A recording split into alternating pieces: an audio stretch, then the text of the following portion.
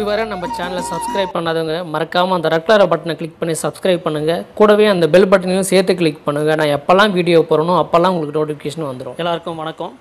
இந்த பதிவில் நம்ம இஞ்சி தழையத்தை பற்றி தான் பேச போகிறோம். நீங்கள் நினைக்கலாம், இந்த காலத்தில் போய் இவர் இஞ்சி தழையத்தை பற்றி பேசுகிறாருன்னு சொல்லிட்டு. இந்த உலகம் என்ன ஸ்மார்ட்டாக இருக்குது, எவ்வளோ டெக்னாலஜி டெவலப் ஆகிருக்கு, நாட்டு மக்கள் முன்னேறிக்காங்க, நாடு முன்னேறிக்குது, எல்லோரும் கையிலும் ஐஃபோனு, ஆண்ட்ராய்டு ஃபோனு, இவ்வளோ ஸ்மார்ட்டாக இருக்க உலகத்தில் போய் இந்த காலத்தில் போய் இஞ்சி தழையலாமான்னு கேட்கலாம். எல்லாம் முன்னேறிக்குது, ஆனால் நோய் மட்டும் அதிகமாக இருக்குது. என்ன காரணம்? நம்ம இயற்கையை மறந்தது தான். இயற்கையாக கிடைக்கிற எந்த உணவும் நம்ம சரியாக சாப்பிட்றதில்ல. இயற்கையை நம்ம வெறுக்க ஆரம்பிச்சிட்டோம். எதுக்கு எடுத்தாலும் பீஸா, பர்கரு, கலப்படமான உணவு சாப்பிட்றது, அதுலேயும் குறிப்பாக ரோட்டோரமாக இருக்கிற கடையில் சாப்பிட்றது. அவன் என்ன பண்ணுறான் பார்த்தீங்கன்னா, ஒரே ஒரு எண்ணெய் தான் வச்சுருப்பான் அவன் கடாயில். அந்த ஒரு எண்ணெயிலே சிக்கன் ரைஸ் செய்வான், வெஜ் ரைஸ் செய்வான், அதிலே சிக்கன் 65 பண்ணுவான். அந்த எண்ணெயை 10 நாள் இல்லை 20 நாள் வச்சு அதுவே தான் செஞ்சுட்டு இருப்பான். அந்த எண்ணெயில் ஒன்றுமே இருக்காது, ஆனால் அதே எண்ணெய் தான் அவன் பயன்படுத்துவான். அந்த எண்ணெயை நீங்கள் பார்த்தீங்கன்னாவே தெரியும், அதில் இருக்கிற சத்தெல்லாம் போய் ஒன்றுமே இல்லாமல் ஏதோ இருக்கும், அவ்வளோதான். ஆனால் அது எண்ணெய் மாதிரியே இருக்காது. நீங்கள் இந்த 3 மாதத்துக்கு ஒரு தடவை இல்லை 2 மாதத்துக்கு ஒரு தடவை வண்டியில் ஆயில் மாற்றுவீங்க. ஆயில் மாற்றும் போது நீங்கள் பார்த்தீங்கன்னா தெரியும், மெக்கானிக் பழைய ஆயில் வெளியே எடுப்பார். அந்த பழைய ஆயிலை வெளியே எடுக்கும்போது நீங்கள் பார்த்தீங்கன்னா அந்த ஆயில் ரொம்ப வெளுத்து கருப்பாகவும் இருக்கும், எதுக்குமே உதவாதுன்ற அளவுக்கு கண்டிஷன் இருக்கும்.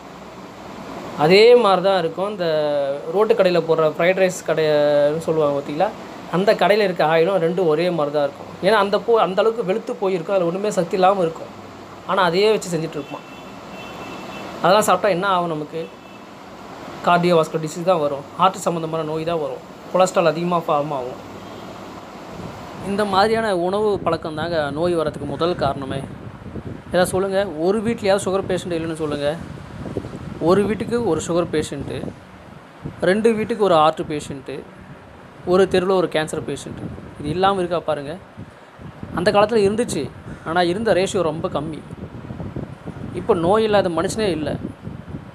இந்த மாதிரி கெமிக்கல் கலந்த உணவை சாப்பிட்டாக்கா நம்மளாம் 200 வருஷமாக வாழ முடியும், 55 வயசே வாழ முடியல. அதுலேயும் ஏகப்பட்ட நோய், அதுலேயே ஹார்ட் அட்டாக்கு, சுகரு, இந்த மாதிரி சொல்லிட்டு போயிட்டே இருக்கலாம். அதுலேயும் குறிப்பாக பார்த்திங்கன்னா கேன்சர். நம்ம அன்றாட வாழ்க்கையில் சாப்பிட்ற பாதி உணவு கலப்படமான உணவு தான். காலையில் எழுந்து குடிக்கிற பாலில் கலப்படம், கெமிக்கல் ஆட் பண்ணுறான். சமையலுக்கு பயன்படுத்துகிற எண்ணெயில் கெமிக்கல், சரிங்களா? அதே மாதிரி நம்ம சர்க்கரை, அந்த சர்க்கரை நல்லா ஒயிட்டாக வரதுக்காக அதுலேயும் ஒரு கெமிக்கல் ஆட் பண்ணுறான். நீங்கள் பார்த்தீங்கன்னா சர்க்கரை அப்படி கண்ணில் எடுத்து ஒத்திக்கிற மாதிரி பளபளன்னு இருக்கும்.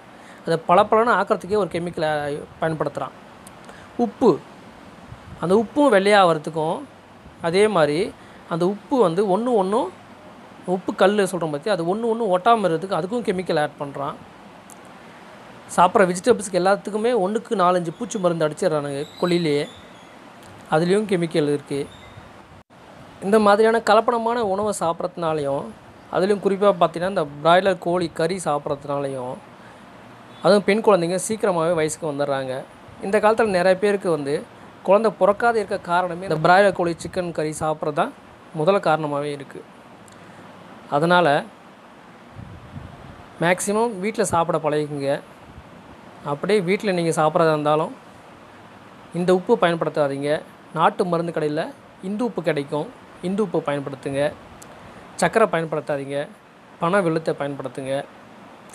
எண்ணெய், இந்த ரீஃபண்ட் ஆயில் எதுவுமே வாங்காதீங்க. சன்ஃப்ளவர் ஆயில், இதயம் நல்லெண்ணெய், அதெல்லாமே எல்லாமே மார்க்கெட்டிங் கிமிக்ஸ், அதெல்லாம் நம்பாதீங்க.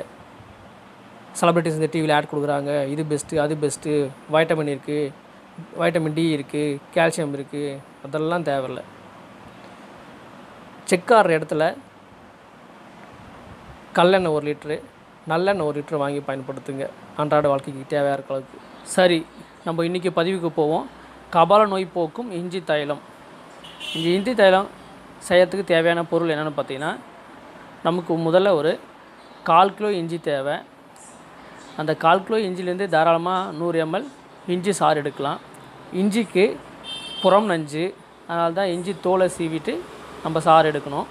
அதனால் இஞ்சி தோலை நல்லா சீவிட்டு அதுக்கப்புறமா அந்த இஞ்சியை மிக்சிலேயோ இல்லைன்னா நீங்கள் உரல்லையோ போட்டு இடித்து சாறு பிழிஞ்சு ஒரு டம்ளரில் வச்சுக்கோங்க.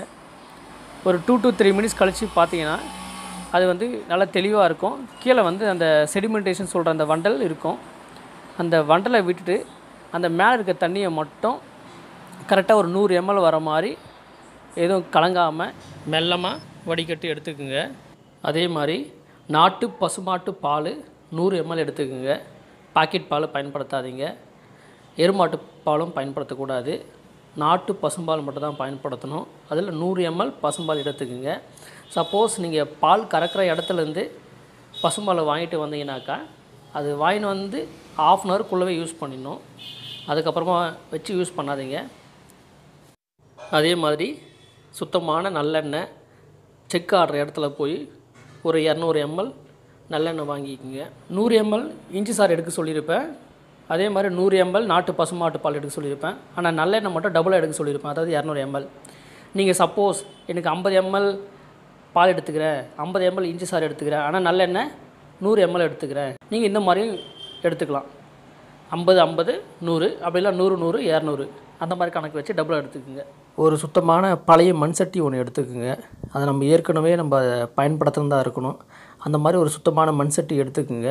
அந்த மண் சட்டியில் நான் இப்போ சொன்ன அந்த நாட்டு பசுமாட்டு பால், சுத்தமான நல்லெண்ணெய், இஞ்சி சாறு 3 ஒன்றா ஊற்றி மிதமான சூட்டில் ஒரு 10லேருந்து 15 நிமிஷம் அதை நல்லா சூடு பண்ணுங்கள். அப்படி சூடு பண்ணிட்டே இருந்தீங்கன்னா கொஞ்சம் நேரம் கழித்து பார்த்தீங்கன்னா அது நல்லா மெழுகு பதம் மாதிரி வந்துடும். அந்த மெழுகு பதம் வந்ததுக்கப்புறமா அதை இறக்கி ஆற வச்சு ஒரு சின்ன ஒரு கண்ணாடி பாட்டிலில் சேமித்து வச்சுக்கோங்க.